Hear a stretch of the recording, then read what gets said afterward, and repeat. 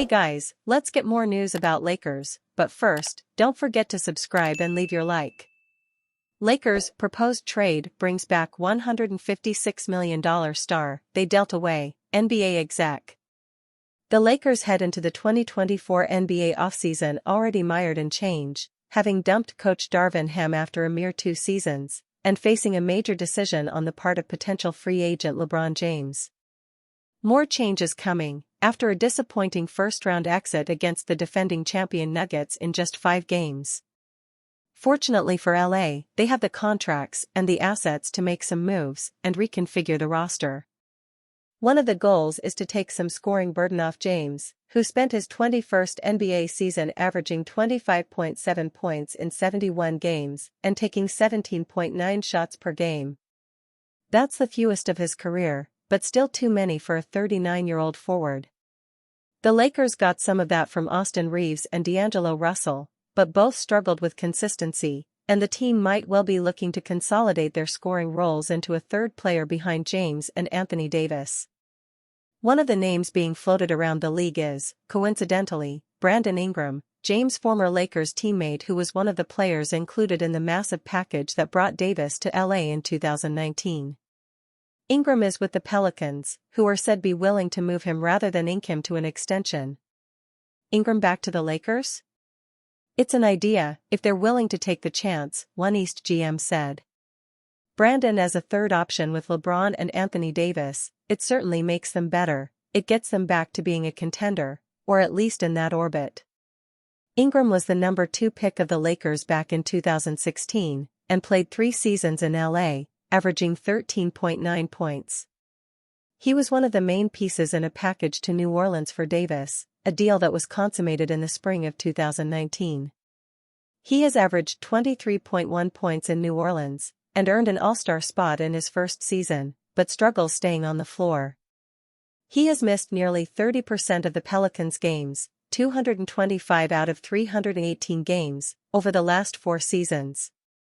But Ingram is 6'8" and able to man multiple positions alongside James and Davis, if the Lakers make a push for him. You keep him healthy, you're careful with him, and he can carry you through. He is still young, Ingram is 26. He is a wild card. But we saw him, he played 30 minutes against Washington and put up 40 points. He did that twice, also against Toronto. When he is right, he is a devastating scorer, one Western Conference exec said. Lakers may make run at 4-time NBA champ to help LeBron James, analyst. The Los Angeles Lakers are heading into an offseason full of uncertainty with all eyes on LeBron James' potential free agency. One way to entice James to re-sign with the Lakers, assuming the star opts out, is for the front office to get creative by adding another star. The one player who could be willing to take a little less to sign with the Lakers is Golden State Warriors star Klay Thompson. The hometown player has been open about his affinity for the Lakers as the son of former LA big man Michael Thompson. Bleacher Report's Jermaine Womack made the case for the Lakers being a top landing spot for Thompson. I feel like him playing off of James, and playing off of Anthony Davis. I feel like they could get good value out of him, depending on what kind of contract he's going to command, Womack explained during a May 9, 2024 livestream. Because when I look at Klay Thompson, I think the days of max money, I think that those days are over. And I also feel like where he is in his career, I feel like he could still shoot the long ball and I still feel like he can be effective, but depending on what the price tag is for him, Womack continued. I can't really see him commanding max money in this market. I can't see it, and I think that him playing for the Lakers, I think that it will be a really good thing for him.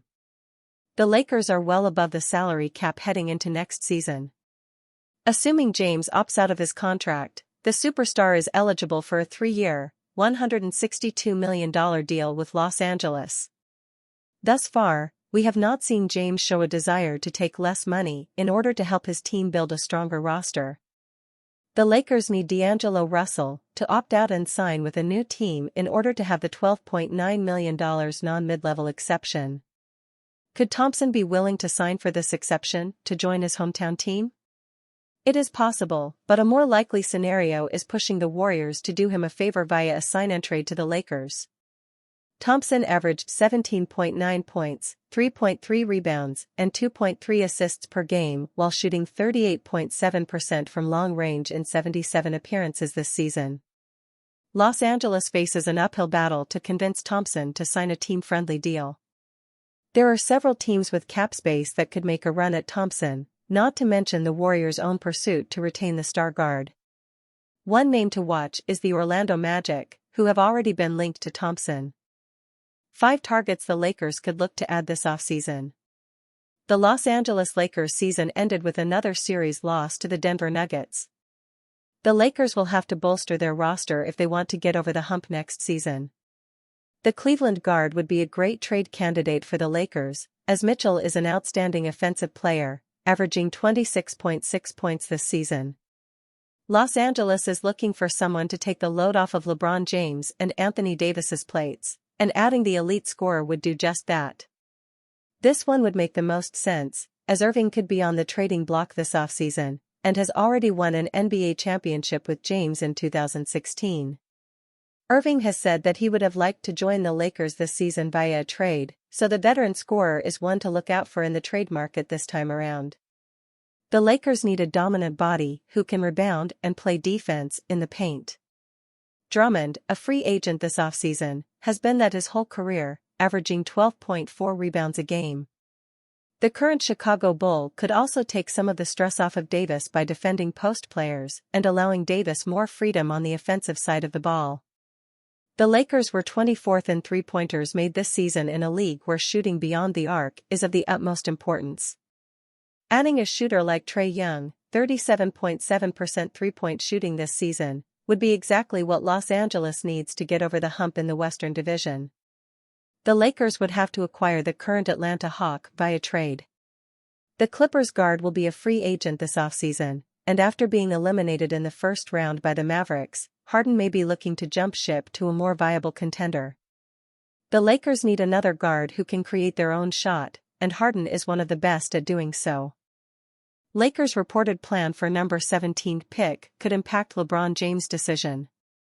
The Los Angeles Lakers are aggressively shopping the number 17 pick in this year's NBA draft, according to The Athletic's Jovan Buha, as part of their grand plan to secure LeBron James' long-term commitment and surround him with talent in his remaining years in the NBA. The Lakers are going to look to move that number 17 pick on draft night, Buha said on Buha's block on May 10. It will be the first time that they could use all 3 of their tradable first-round picks, and it's a prime opportunity for them to potentially get either a third star or to improve the roster by attaching 1, 2, or 3 of those picks alongside players under contract to upgrade the starting lineup or the bench. The Lakers' motivation to make a move sooner rather than later stems from the fact that this year's NBA draft is on June 26 to 27, just before the June 29 deadline for James to pick up or decline his $51.4 million player option.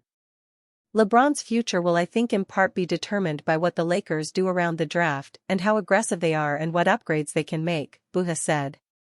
The Lakers could go different directions, according to Buha, from a significant trade for stars like Trae Young or Donovan Mitchell or DeJounte Murray, or whether it's a smaller move and again bringing in a 3-and-D wing or another big man.